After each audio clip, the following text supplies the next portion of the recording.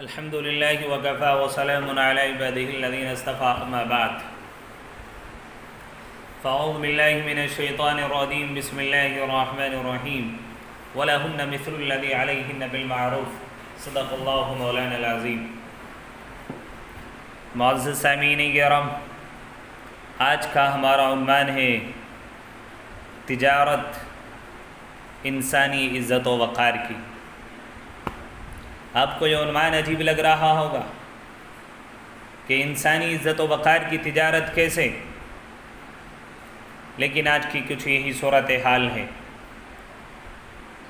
معزز و مکرم حضرات، دنیا میں کتنی ہی چیزوں کی تجارت ہوا کرتی ہے، معمولی سے معمولی اور قیمتی سے قیمتی، ہیرے موتی سے لے کر ریت اور مٹی کے ڈھیر، بلکہ غلاظتوں تک کی خرید و فروخت کا سلسلہ جاری ہے۔ کسی زمانے میں انسان کی بھی تجارتیں ہوا کرتی تھی، اب بھی سنا ہے کہ افریقہ کے بعض غریب ممالک میں انسان خریدے اور بیچے جاتے ہیں۔ گاہے گاہے ہندوستان میں بھی ایسی خبریں منظر عام پر آ جاتی ہیں کہ فلاں مقام پر غریب اور فاقہ کشماں اپنے جگر کے ٹکڑوں کو کچھ پیسوں کے عوض فروخت کر دیا۔ یقیناً خون جگر پلا کر اپنے بچوں کی پرورش کرنے والے ماں باپ ایسے موقعوں پر خون کے آنسو روتے اور اشک حسرت ان بچوں کے قدموں پر نچھاوت کرتے ہوئے رخصت کرتے ہوں گے۔ لیکن انسانی تجارت کی ایک اور صورت ہے جو اس وقت سماج کے مہذب لوگوں کے درمیان رائج ہے، جس میں انسان اپنے لڑکوں کو آپ فروخت کرتا ہے، اور فروخت کرتے ہوئے اس کی آنکھوں میں حسرت و افسوس کے آنسو نہیں بلکہ خوشی کے آنسو ہوتے ہیں۔ دل حسرت و یاس کی تپش سے ابلتا نہیں بلکہ حسین آرزو کے تصور سے اچھلتا اور کودتا ہے۔ یہ عجب منڈی ہے جہاں پڑھے لکھے اہل دانش، اصحاب ثروت، اعلیٰ عہدوں پر فائز خوشی خوشی اپنے لڑکوں کا سودا لے کر آتے ہیں، اور اس کی تعلیم، معاشی امکانات، خاندانی پس منظر، یہاں تک کہ شکل و صورت اور آباء و اجداد کی شرافت کی دہائی دے کر ڈاک لگاتے اور زیادہ سے زیادہ قیمت کے خواستگار ہوتے ہیں۔ انہیں اپنے لڑکوں کو فروخت کرنے اور ان کی جوانی کی قیمت لگانے میں نہ کوئی شرم ہوتی ہے نہ کوئی عار۔ آپ سوچیں گے کہ یہ کون سی منڈی ہے، یہ کون سا بازار ہے جہاں پر یہ منڈی لگتی ہے؟ کیا کوئی ماں باپ اپنے لڑکوں کو بھی بیچ بھی سکتا ہے؟ کہیں انسانوں کی بھی خرید و فروخت ہوتی ہے؟ کیا عہد و غلامی پھر واپس آ گیا ہے؟ یہ تمام سوالات آپ کے ذہن میں آ رہے ہوں گے، لیکن آپ کو اس پر تعجب نہ ہونا چاہیے۔ ہمارا پورا سماج انسانی تجارت کا مرکز بنا ہوا ہے۔ ہر گھر میں ایک دکان ہے اور ہر خاندان میں کچھ تاجر اور کچھ گاہک ہیں۔ کیا لڑکی والوں سے گھوڑے جوڑے کے نام پر رقم وصول کرنا، ان سے جہیز کا مطالبہ کرنا، اپنے مدعوین کو ان کے سر تھوپ دینا اور ان سے منہ مانگا کھانا طلب کرنا تجارت اور اپنے لڑکے کی قیمت لگانا نہیں تو اور کیا ہے؟ قیمت روپیوں میں بھی ادا کی جاتی ہے، سامان و اسباب کے ذریعے بھی، اور ہوٹلوں میں شکم پروری کے ذریعے بھی۔ یہ سب قیمت کے مختلف عنوان اور الگ الگ انداز ہیں۔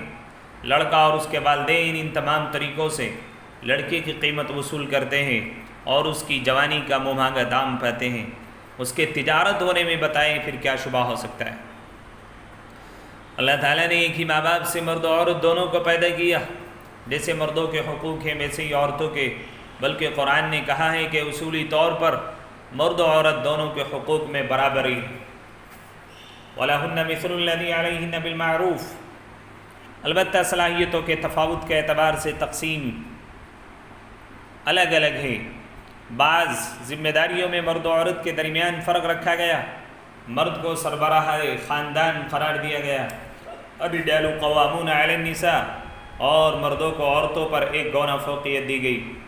لیکن یہ فوقیت محض مرد ہونے کی وجہ سے نہیں ہے بلکہ مردانہ فرائض اور بحیثیت سربراہ خاندان خرچ کرنے کی وجہ سے ہے۔ وَلِلرِّجَالِ عَلَيْهِنَّ دَرَجَةٌ، اور از مرد کو جو فضیلت و برتری دی گئی وہ اس وجہ سے کہ وہی مالی ذمہ داریوں کا بوجھ اٹھاتا ہے، اسی لیے کسب معاش کی ذمہ داری مرد سے متعلق کی گئی۔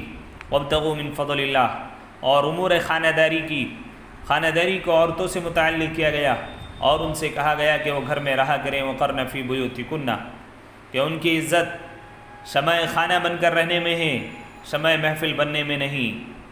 اس لیے ساری مالی ذمہ داریاں مردوں ہی سے متعلق رکھی گئی ہیں، مہر اسے ادا کرنا ہے، دعوت ولیمہ اس کی ذمہ داری ہے، پھر نکاح کے بابت لڑکی کی تمام ضروریات اسی سے متعلق ہیں۔ اگر کوئی شخص اپنی ان مالی ذمہ داریوں سے راہ فرار اختیار کرتا ہے اور الٹے لڑکی اور اس کے اولیاء سے اپنی قیمت وصول کرتا ہے تو یہ نہایت ہی شرمناک بات ہے۔ جوانی کی قیمت تو جانوروں کی لگائی جاتی تھی اور اعلیٰ نسل کے جانور حاصل کیے جاتے تھے، کیا شادی کے موقع سے لڑکے والوں کی جانب سے مطالبہ اس حیوانی کردار کی پیروی نہیں ہے؟ اور جو لوگ پیسے سے لے کر شادی کرتے ہیں کیا وہ مردانہ تعظیم و وقار اور بحیثیت شوہر تکریم و توقیر کے مستحق ہے یا نہیں؟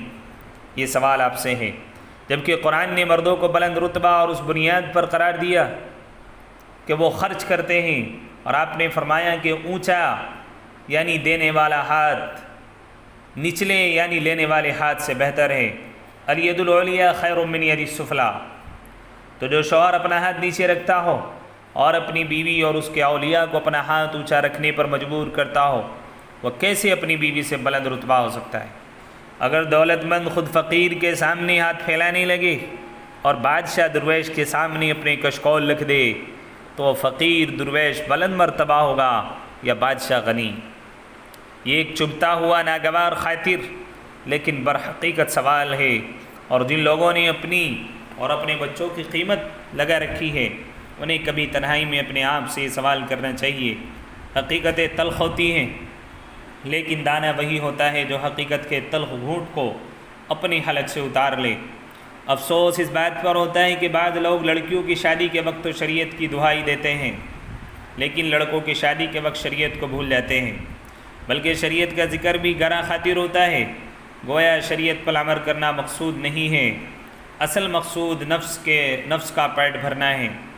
اس لیے کبھی پیسے بٹورنے کے غرض سے شریعت کے نام سے گریز کیا جاتا ہے اور کبھی پیسہ بچانے کے لیے شریعت کا نام استعمال کیا جاتا ہے۔ مقصود دونوں صورتوں میں اپنے مالی مفادات کو حاصل کرنا ہے۔ اسلامی نقطۂ نظر سے نکاح کے موقع پر مہر کے علاوہ جو مطالبات کیے جاتے ہیں وہ رشوت کے حکم میں ہیں۔ رشوت کا لینا تو حرام ہے ہی، شدید ضرورت کے بغیر رشوت کا دینا بھی حرام ہے۔ رسول اللہ صلی اللہ علیہ وسلم نے رشوت لینے والے اور رشوت دینے والے پر اللہ تعالیٰ کی لعنت بھیجی، اور آپ نے یہ بھی فرمایا کہ یہ دونوں جہنمی ہیں۔ اور ایسے ہی اللہ کے نبی علیہ الصلاۃ والسلام اس طرح بھی فرماتے ہیں کہ اس طرح کہ رشوت لینے والا، رشوت لکھنے والا، رشوت میں معاون بننے والا، تمام کے تمام پر اللہ کی لعنت ہے۔ اسی طرح نکاح کے موقع سے مطالبہ کرنے والے تو اپنے لیے جہنم خریدتے ہی ہیں اور اللہ کی لعنت کا توق اپنے گلے میں لٹکاتے ہی ہیں۔ جو لوگ دینے پر مجبور نہ ہوں وہ بھی اپنے لیے جہنم اور خدا کی لعنت خرید رہے ہیں۔ مجھے تو سب سے زیادہ افسوس لڑکے کے بوڑھے والدین اور دوسرے اعزاء کی کمبختی پر ہوتا ہے کہ زیادہ تر وہی مطالبات کی فہرست بتاتے ہیں اور اس پر اصرار کرتے ہیں، حالانکہ جب یہ سامان گھر میں آتا ہے یا رقم لڑکوں کے ہاتھوں میں ملتی ہے تو خود ان کو بہت کم اس سے استفادے کا موقع پہنچتا ہے۔ زیادہ تر گھر میں آنے والی بہو اور اس کا شوہر ہی نفع اندوز ہوتا ہے، لیکن ناحق قبر میں پاؤں لٹکائے ہوئے والدین اپنے عمر کے آخری لمحات میں جس کو توبہ اور استغفار کے لیے وقف ہونا چاہیے تھا، دوزخ اور لعنت خداوندی کے بسد مسرت اور بہزار شوق خرید کرتے ہیں۔ کیا اس سے بڑھ کر بھی کوئی کم نصیبی بلکہ بد نصیبی ہو سکتی ہے؟ اگر کسی نے رشوت لے لیا ہو تو اب اس کی تلافی کی یہی صورت ہے کہ وہ اسے واپس کر دے۔ اس لیے جن لوگوں نے مطالبے کے ذریعے کوئی رقم یا سامان حاصل کیا ہے تو اس کا یا اس کی قیمت کا واپس کر دینا شرعاً واجب ہے۔ مانگنا چاہے صراحتاً ہو یا اشارتاً، براہ راست ہو یا بالواسطہ، سب کا ایک ہی حکم ہے۔ کبھی ایسا بھی ہوتا ہے کہ مطالبہ تو نہیں کیا اور سامان کی فہرست تو پیش نہیں کی، لیکن کسی دولت مند گھرانے میں یہ سمجھ کر رشتہ طے کیا کہ اگر 2 نہیں تو 1 لاکھ تو کہیں نہیں جائیں گے، اتنا تو وہ بغیر مانگے ہی دے دے گا۔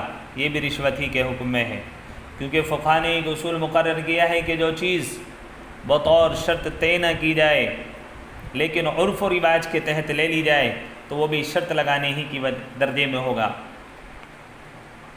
اگر انکار و نفی کے باوجود لڑکی والے اپنی طرف سے دے دیں تو یہ یقیناً اس دائرے میں نہیں آئے گا۔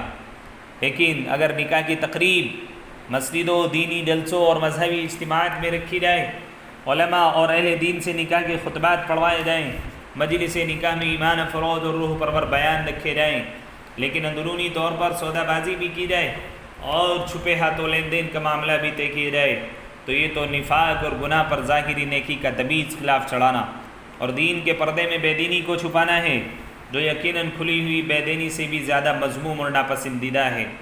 جیسا کہ موجودہ لاک ڈاؤن میں لوگ بظاہر نکاح کر رہے ہیں اور کہہ رہے ہیں کہ ہم سنت طریقے پر نکاح کر رہے ہیں، لیکن جب پس پشت ان کے دیکھا جاتا ہے تو لاکھوں کا لین دین جاری ہے اور مطالبات کیے جا رہے ہیں، لڑکی والوں سے زیادہ مطالبات کیے جاتا ہے اور نقد رقم وصول کی جا رہی ہے۔ اگر اس طرح شرط لگا کر لیا جائے تو یہ رشوت کے حکم میں آتا ہے۔